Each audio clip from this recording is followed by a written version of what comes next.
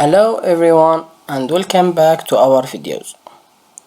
Today we will continue talking about the second type and the third type of smoke detection. In the last video, part number 4, we talked about the first type of smoke detection, and it was the light refraction type, and we illustrate how it's work and what its component and how it make illumination if there is a smoke on the aircraft.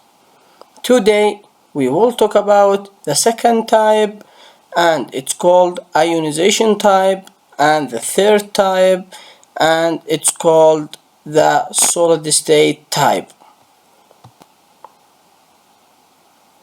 I will start to talk about the second type of smoke detection, ionization type. Ionization type smoke detectors use a small amount of radioactive material to ionize small of oxygen and nitrogen molecules in the aircraft sample drawn into the detector cell. These ions permit a small electrical current to flow through the detector chamber test circuit.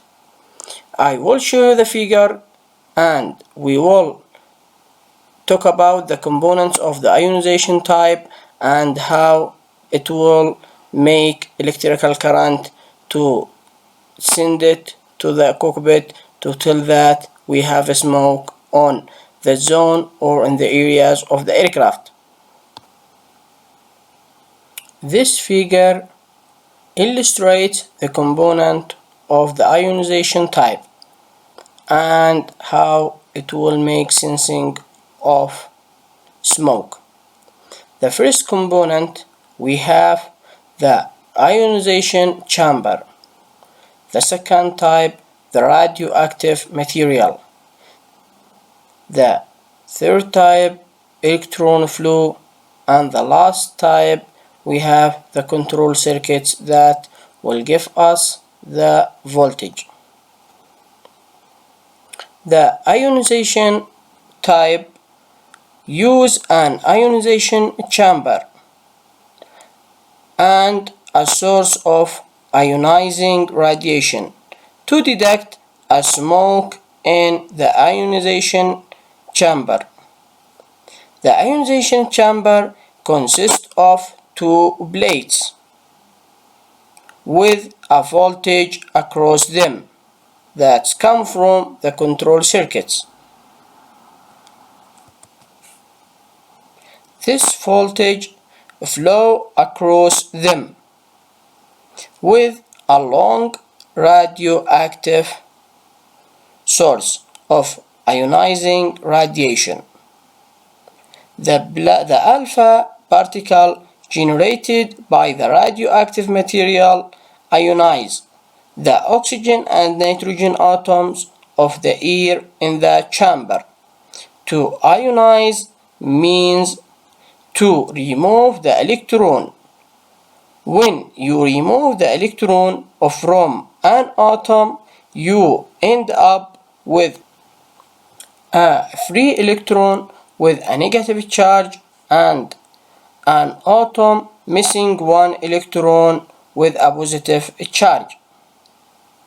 The negative electron is attracted to the plate with a positive voltage, and with the positive atom, which is known as an ion, is attracted to the plate with a negative voltage. Opposite attract. That's mean, or that's like the magnets. The control circuit senses the small amount of electrical current that these electron and ion moving toward the plate represented, as we see here. So when a smoke enters the ionization chamber, it disrupts this current the smoke particle attach the ions and neutralize them.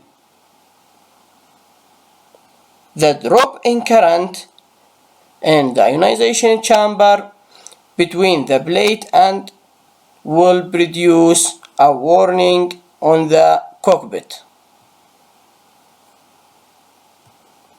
So the control circuit will sense the drop in current and will produce electrical current that will illuminate the indication of smoke on the cockpit.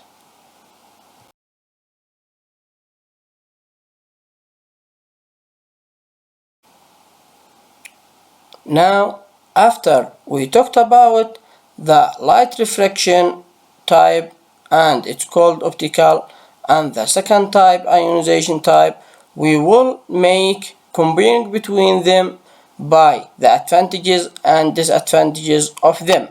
We will start with the first one, optical, and we will say the advantage of the optical or light refraction.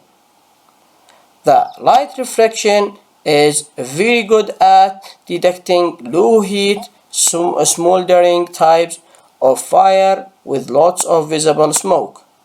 The disadvantage of the light refraction is poor at detecting high heat fires where the smoke particles are small. Now we will talk about the disadvantage of the ionization. The ionization poor at detecting low heat smoldering types of fire where the smoke particles are large. What about the advantage of the ionization? The ionization is good at detecting the high heat fires where the smoke particles are small.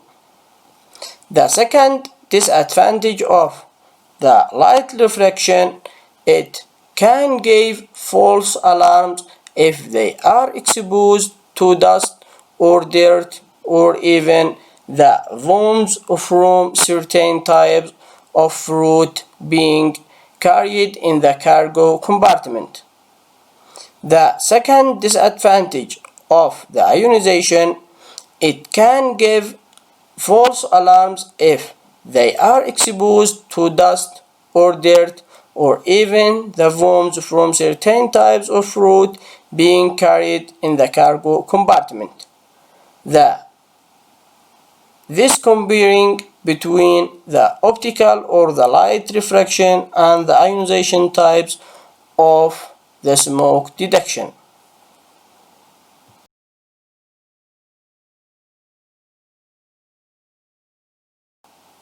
The last type we will talk about today is the solid state type, and this is the last type of smoke detection system.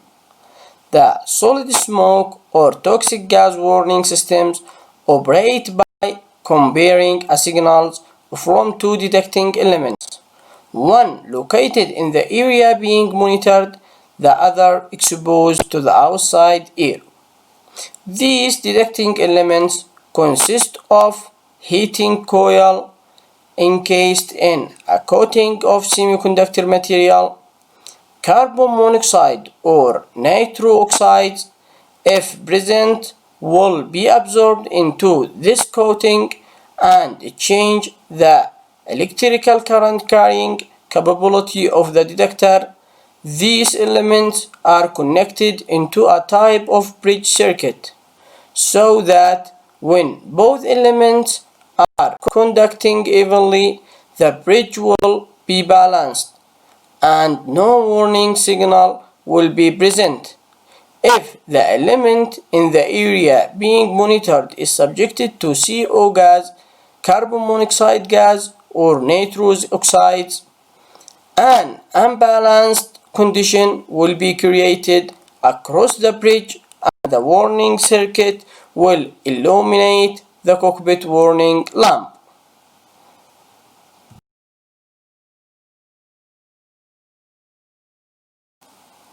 In conclusion, as a smoke detection summary, smoke detectors may be fitted in cargo and baggage compartments, electrical equipment bay, and toilets. Smoke detectors are either optical, and we mean by optical the light reflection using light sensors, or ionizing using a small amount of radioactive material, or the last type, and it doesn't use its rear for using on the aircraft, and it's the solid type. And the cargo compartment detectors are usually fitted in bars to help prevent spurious warning. On airplanes with passenger capacity of 20 or more, each lavatory must be equipped with a smoke detector system.